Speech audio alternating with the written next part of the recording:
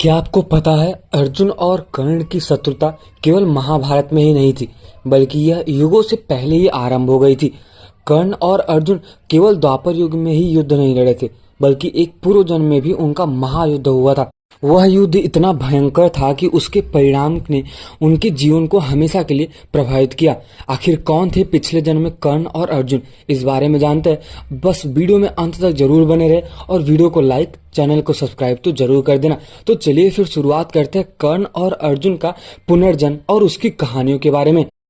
इस कहानी की शुरुआत पद्म पुराण सृष्टि खंड अध्याय 14 से मिलता है, लेकिन मैं आपको बताना चाहूंगा कि महाभारत के अनुसार कर्ण अपने पिछले जन्म में जम्बोद्भव नामक एक राक्षस था। वह अत्यंत दुष्ट और शक्तिशाली था और उसे सूर्य देव से वरदान प्राप्त था, जिसके अनुसार उसे 100 कवच मिले थे, जिन्हें केवल कुछ विशेष परिस्थितियों में ही नष्ट किया जा सकता था। कहानी कुछ इस प्रकार है कि जम्बोद्भव ने पूरे ब्रह्मांड पर नियंत्रण कर लिया था और हर कोई उससे डरता ही था। ऐसा भी माना जाता है कि जब इन कवचों को एक ही बार में केवल एक ही नष्ट हो सकता था, और वह भी केवल वही व्यक्ति नष्ट कर सकता था जिसने 100 वर्षों तक ध्यान और तपस्या की हो। कोई भी अन्य व्यक्ति जो कवच को नष्ट करने की कोशिश भी करता था, उसकी तुरंत ही मृत्यु हो जाती थी। नर नारायण नामक 2 ऋषियों ने लगभग 100 वर्षों तक बारी बारी से जम्बोद्भव से युद्ध किया, जिसमें प्रत्येक कवच के नष्ट होने से एक ऋषि की मृत्यु हो गई। जब तक कि 99 कवच नष्ट नहीं हो गए, उस समय जम्बोद्भव सूर्यदेव के पास भागा, जिन्होंने उसे नर नारायण सौंपने से इनकार कर दिया, जिससे उसकी जान बच गई। सूर्यदेव ने अंततः कुंती को गर्भवती किया और उसके गर्भ में राक्षस को स्थापित किया। अब ऐसा भी माना जाता है कि नर नारायण ने अपनी हार का बदला लेने के लिए अर्जुन और युधिष्ठिर के रूप में पुनर्जन्म लिया था। इस प्रकार कर्ण राक्षस जम्बोद्भव का पुनर्जन्म था, जो सूर्यदेव के वरदान के कारण अपने शरीर पर कवच के साथ ही पैदा हुआ था। अब हम बात करते हैं कि अर्जुन के पुनर्जन्म की बात। अपने पिछले जन्म में अर्जुन ऋषि नर थे, जो भगवान विष्णु और नारायण भगवान श्री कृष्ण के जुड़वा अवतार में से एक भी माने जाते हैं। नर और नारायण ने अपनी पृथ्वी पर धार्मिकता की रक्षा के लिए जन्म लिया था। महाकाव्य महाभारत में भगवान श्री कृष्ण द्वारा अर्जुन को नर और नारायण के रूप में पिछले जन्मों की याद दिलाने का उल्लेख भी किया है। नर के रूप में अर्जुन ने श्री कृष्ण के साथ मिलकर राक्षस मतलब कर्ण जम्बोद्भव के खिलाफ लड़ाई लड़ी, जिसने बाद में कर्ण के रूप में पुनर्जीवित हुआ। अर्जुन के जन्म का जश्न देवताओं, ऋषियों और दिव्य प्राणियों ने मनाया भी था, जिन्होंने घोषणा यह भी की थी कि वह वीरता में अद्वितीय होगा, सभी राजाओं को हराएगा, 3 अश्वमेघ यज्ञ करेगा और शिव से पाशुपतास्त्र अस्त्र भी प्राप्त करेगा। अर्जुन ने द्रोण के संरक्षण में तीरंदाजी की और महारथ उसमें हासिल की, और उन्हें उनका सबसे कुशल छात्र भी माना जाता था। अपने पिछले जन्म में पांडव कौन थे, उसके बारे में भी हम थोड़ा सा चर्चा करते हैं। शिव ने उन्हें एक भूमिगत कक्ष दिखाया, जहां उन्हें कैद किया गया था, और फिर उन्हें कार्य वैकुंठ में भगवान विष्णु से मिलने ले गए। भगवान विष्णु ने 2 बाल गिराए, एक सफेद और एक काला, जैसा कि मैं आपको बताना चाहूंगा, जो क्रमशः श्री कृष्ण और बलराम बन गए। 5 इंद्रों ने फिर पांडवों के रूप में पुनर्जन्म लिया। युधिष्ठिर, भीम, अर्जुन, नकुल और सहदेव के बारे में बात हो रही है। कर्ण और अर्जुन के बीच शत्रुता की शुरुआत के बारे में भी हम बात करते हैं। भारतीय महाकाव्य महाभारत में कर्ण और अर्जुन के बीच दुश्मनी का मुख्य कारण बेहतर युद्ध कौशल और उनकी प्रतिस्पर्धा निष्ठाओं को लेकर उनकी प्रतिद्वंदिता है।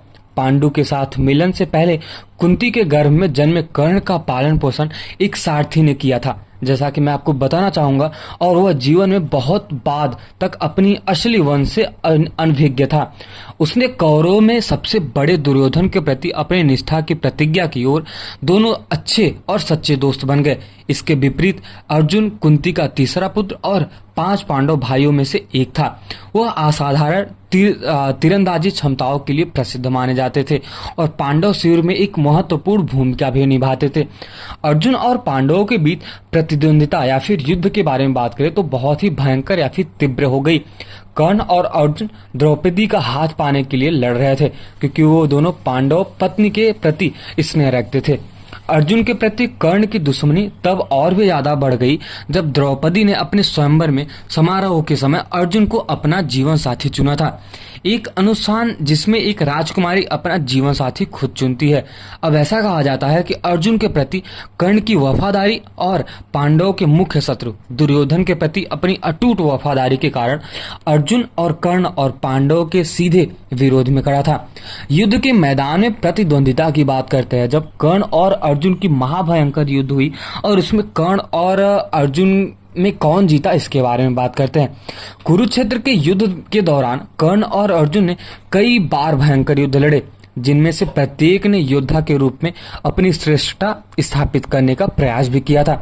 एक दूसरे के प्रति उनकी व्यक्तिगत दुश्मनी ने युद्ध के मैदान में उनकी भयंकर युद्ध टकराव को जन्म दिया था। अब हम बात करते हैं कुछ सामाजिक स्थितियों के बारे में। अपने निम्न जन्म के कारण कर्ण ने पूर्वाग्रह का अनुभव किया था, जिसने पांडव और अर्जुन के प्रति उनके अन्याय और शत्रुता की भावनाओं को बढ़ा दिया था, जो उच्च जन्म के थे। अर्जुन और कर्ण ने अपनी दुश्मनी के बावजूद एक दूसरे की युद्ध कौशल को पहचाना भी था। महाभारत के मुख्य विषयों में से एक उनकी लड़ाई भी मानी जाती है, जो दोस्ती, भक्ति और प्रतिद्वंदिता की कहानियों उनकी कठिनाइयों पर जोर दिया जाता है। अब हम बात करने जा रहे हैं महाभारत का युद्ध और अर्जुन और कर्ण के पुनर्मिलन के बारे में। जब महाभारत का युद्ध शुरू हुआ तब अर्जुन और कर्ण की शत्रुता अपने चरम सीमा पर पहुंच गई थी। दोनों ने एक दूसरे को हराने की अपनी पूरी शक्ति झोंक दी थी। युद्ध के दौरान अर्जुन ने कई बार कर्ण को चुनौती दी, लेकिन कर्ण ने हमेशा उसे मुंह तोड़ जवाब दिया। जब युद्ध के अंतिम चरण में अर्जुन और कर्ण की भेंट हुई तब अर्जुन ने अपने धनुष को उठाया और कर्ण से कहा, मैं तुम्हें हराने आया हूँ। कर्ण ने उत्तर दिया, मैं भी तुम्हारे साथ युद्ध करने के लिए तैयार हूँ। अब हम बात करते हैं कर्ण की वीरता और अर्जुन की अनुभूति के बारे में। कर्ण ने अर्जुन को घायल किया, लेकिन अंत में अर्जुन ने भगवान श्री कृष्ण के आशीर्वाद से कर्ण को पराजित कर दिया। कर्ण की मृत्यु के बाद अर्जुन को अपने पुनर्जन्म की याद आई। उन्होंने महसूस किया कि यह शत्रुता केवल उनके वर्तमान जीवन का हिस्सा ही नहीं है, बल्कि यह लंबे समय तक चली आ रही है। अब हम बात करने जा रहे हैं कर्ण की अंतिम समय, मतलब अंतिम जो संस्कार होता है, अंतिम समय होता है, उसके बारे में बात करते हैं। कर्ण की मृत्यु के बाद उसकी आत्मा ने शांति पाई। अर्जुन ने कर्ण के प्रति जो सम्मान प्रकट किया था वो हमें यह समझाता है कि सभी युद्धों का एक गहरा कारण होता है। अर्जुन ने कर्ण की वीरता को स्वीकार किया और कहा, मैंने तुम्हें हराया, लेकिन तुम हमेशा मेरे लिए एक सम्मानीय प्रतिद्वंदी रहोगे। शिक्षा और संदेश की अगर हम बात करें तो एक कहानी हमें यह सिखाती है कि शत्रुता और मित्रता का इतिहास कभी भी पुनर्जन्मों से जुड़ा हो सकता है। अर्जुन और कर्ण की शत्रुता ने यह साबित किया कि जीवन में कर्ण और भाग्य का बहुत बड़ा साथ होता है। अर्जुन ने कर्ण की वीरता और बलिदान को स्वीकार किया, जिसमें हमें यह सीखने को मिलता है कि सभी युद्धों का एक गहरा कारण होता है और हमें अपने कर्मों के प्रति सजग रहना चाहिए। इस प्रकार भीष्म और पुलस्त्य के संवाद से हमें यह ज्ञान मिलता है कि अर्जुन और कर्ण की कहानी केवल एक महाकाव्य है नहीं, बल्कि जीवन के गहरे अर्थों को प्रकट करने वाली एक महान दार्शनिक कथा भी मानी जाती है। और कुछ इस प्रकार से अर्जुन और कर्ण की कहानी के बारे में हमने सुना। और अगर आपको ये वीडियो पसंद आया हो और वीडियो अगर इंटरेस्टिंग लगा हो तो वीडियो को लाइक कर दें और चैनल को सब्सक्राइब कर दें। और जैसा कि मैं आपको बताना चाहूँगा कि महाभारत के में जब कर्ण और अर्जुन की लड़ाई हुई थी, महाभयंकर युद्ध हुआ था, उसमें भले से ही अर्जुन की जीत हुई थी क्योंकि भगवान श्री कृष्ण अर्जुन के साथ थे। लेकिन मैं आपको खुद बताना चाहूँगा और मैं भी मानता हूँ कि कर्ण एक महाशक्तिशाली योद्धा था, महान योद्धा था, और उससे मुझे नहीं लगता कि और कोई उसे हरा सकता था अर्जुन के अलावा। मैंने आपको पहले ही बताया है कि अर्जुन और कर्ण एक भयंकर और बहुत ही वीर पुरुष थे। जैसा कि मैं आपको बताना चाहूंगा कि अर्जुन और कर्ण का जो युद्ध था वो आज भी याद किया जाता है। कोई लोग कर्ण को महान बोलता है, कोई अर्जुन को, बट अगर आप ध्यान से देखो तो दोनों ही महान योद्धा थे। उनकी कभी भी कंपेयर नहीं कर सकते, कभी भी हम तुलना नहीं कर सकते। तो अगर आपको ये वीडियो पसंद आया तो वीडियो को लाइक और चैनल को सब्सक्राइब तो जरूर कर दे। और अगर आपके दोस्त है तो आप अपने दोस्तों को जरूर शेयर करें। तब तक के लिए मिलते हैं किसी और वीडियो में। कमेंट सेक्शन में एक बार जय श्री राम और जय श्री कृष्ण तो जरूर लिख के जाना।